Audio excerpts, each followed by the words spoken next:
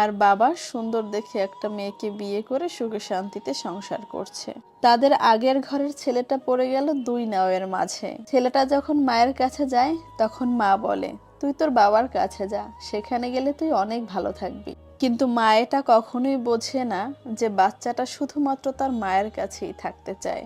আর ছেলেটা যখন বাবার কাছে যায় তখন তার বাবা বলে, তুই তোর মায়ের কাছে চলে যা, সেখানে গেলে তুই আমার থেকেও বেশি ভালো থাকতে পারবি।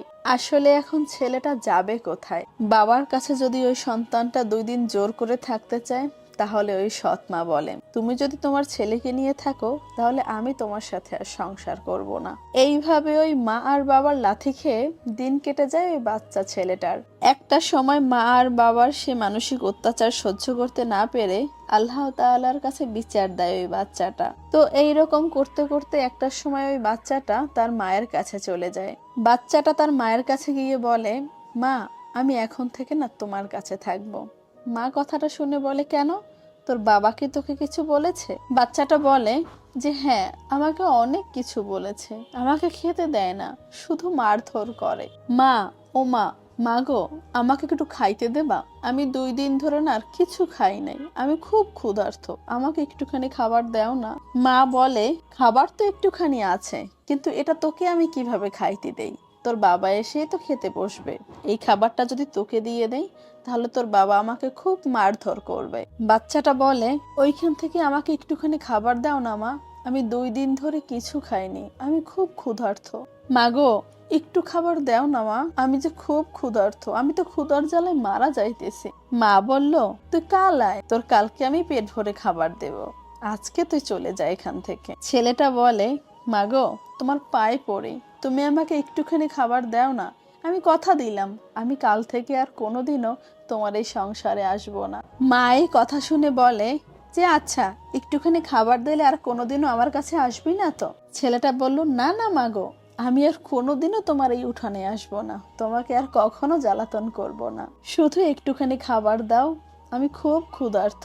বাচ্চাটার মা কিছু একটা ভেবে এক মুঠো ভাত নিয়ে আসে বাচ্চাটার জন্য, আর বলে যে এই ভাতটুকু খেয়ে তাড়াতাড়ি এখান থেকে বিদায় হ, আমার এই বাসা থেকে তাড়াতাড়ি চলে যা। আর সেই ভাতের থালাটা যখনই ওই ছেলেটা হাত বাড়িয়ে নিতে যাবে তখনই তার ওই সৎ বাবা এসে বলে, এই তোকে না কতবার বলেছি যে এই ছেলে যেন কখনোই আমার বাসায় আসে না, আর এই ছেলে যদি আমার বাসায় আসে তোকে আমি ছেড়ে দেব, তোর সাথে আমি আর সংসার করব না। এইটা বলেই ভাতের প্লেটটা ফেলে দেয়।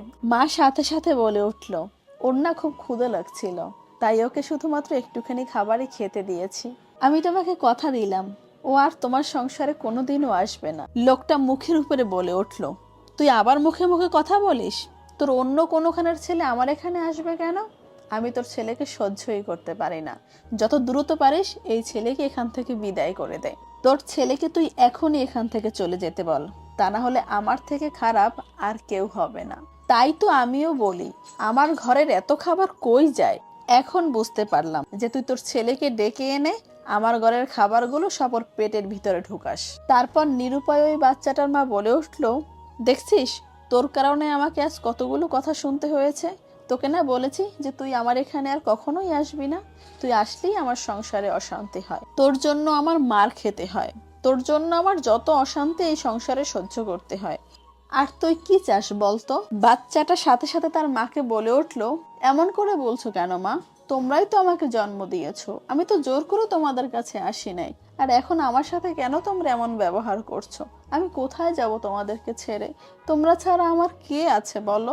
মা ওর এই কথাগুলো শুনে বলে, আমি এত কিছু বুঝি না, তুই আমার সামনে থেকে চলে যা, আমার সংসারে আর কোনোদিনও আসবি না, তোর কারণে আমার সংসারে অশান্তি।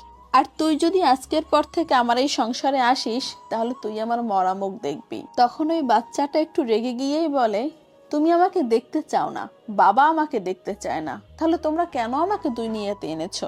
তোমরা যদি আমাকে বড়ই করতে না পারো, আমাকে বরণ পোষণে দিতে না পারো, তাহলে কেন আমাকে বাঁচিয়ে রেখেছো?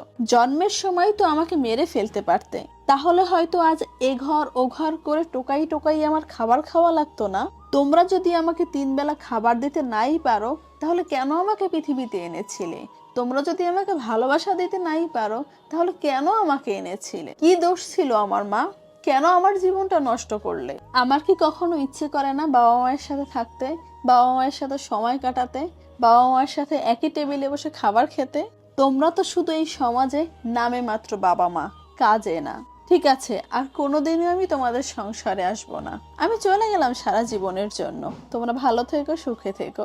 এই বলে বাচ্চাটা ওর মায়ের ওখান থেকে চলে যায়। কিন্তু কোথায় যাবে সেটা সে ভেবে পাচ্ছিল না।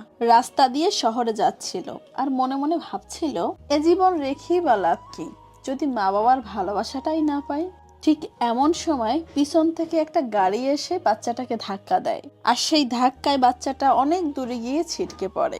আর এই এমন অবস্থায় লোকটি পালিয়ে না গিয়ে ওই বাচ্চাটার কাছে আসে। লোকটি এসে বলে, তুমি ঠিক আছো তো বাবা? কিন্তু বাচ্চাটা বলল, আপনি আমাকে আরেকটু জোরে ধাক্কা দিতেন যাতে আমি একেবারেই মরে যাই। লোকটি তখন বলে, তুমি কি বলো বাবা? এই বয়সেই তুমি মারা যেতে চাও? তোমার কি হয়েছে? তোমার কি আসতো কষ্ট? আমাকে বলো। বাচ্চাটা বলে, আপনি আমার দুঃখের কথা শুনে কি করবেন? আপনি কি আমাকে খাবার দিবেন? আপনি কি আমাকে ভালোবাসা দিবেন? আপনি কি আমাকে আপনার কাছে রাখবেন যে আমি এইসব আপনার কাছে বলবো? লোকটি বলল, আরে বলো না তোমার জীবন কাহিনী, আমি শুনি সবকিছু। তখন ওই বাচ্চাটা তাকে সবকিছু খুলে বলল। আর লোকটি বলল যে এই বয়সে তোমার এত কষ্ট, চলো তুমি আজ থেকে আমার সাথেই থাকবে। আমি তোমাকে দেখে শুনে রাখবো, আমি তোমাকে বড় করব। তুমি যে ভালোবাসাটা তোমার মা বাবার কাছে পাওনি সেটা আমি তোমাকে দেব। বাচ্চাটা ওই লোকটির গাড়িতে ওঠার আগে শুধুমাত্র একটি কথাই বলে, আপনার বাসায় যাওয়ার পর আপনি আমাকে খেতে দিবেন তো? পরে বাচ্চাটার জ্ঞান হারিয়ে যায়। আর জ্ঞান ফেরার পর বাচ্চাটা শুনতে পায় যে চারপাশে অনেকগুলো মানুষের কান্নাকাটি। তখন সে নিজের দিকেও খেয়াল করে যে তার হাত পা সবকিছুই বাঁধা। এখন বাচ্চাটা বুঝতে পেরেছে যে বাচ্চাটাকে কেউ কিডন্যাপ করেছে। এগুলো দেখে বাচ্চাটা খুব ভয় চিল্লে পাল্লা করতে শুরু করে। আর ওই চিল্লে পাল্লা শুনে ওর আশপাশে অনেক লোকজন আসে, আর তারা বলে, চিল্লে পাল্লা করে কোনো লাভ নেই, একটু পরে তোমার কিডনি নেব, তোমার চোখ নেব, তোমার সবকিছু নিয়ে তারপর তোমাকে রাস্তায় ফেলে দেব। বাচ্চাটা ওই লোকটার কথা শুনে বলল, আপনি শুধু আমাকে এক মুঠো খাবার দিবেন বলে এখানে নিয়ে এসেছেন, আপনি কি বলেছেন আর আমার সাথে কি বা করছেন? বাচ্চাটা তখন বলে, আমাকে তো মেরেই ফেলবেন, তবে মারার আগে আমাকে একবার খেতে দেন না, আমার খুব ক্ষুধা লেগেছে, আমি 2 দিন ধরে কিছুই খাইনি। ওর এই কথাগুলো শুনে লোকজন বলতেছে, তুই একটু বেশি চিল্টে পাল্লা করতেছিস, আচ্ছা নে ধর তো, ওকেই আগে শেষ করে দে। বাচ্চাটাকেও ঠিক সবার মতো ওই একই কাজ করলো। সবাই বলল যে নে এই বাচ্চাটারও চোখ আর কিডনিগুলো বের করে নে। ওরা সাথে সাথে না তাই করলো।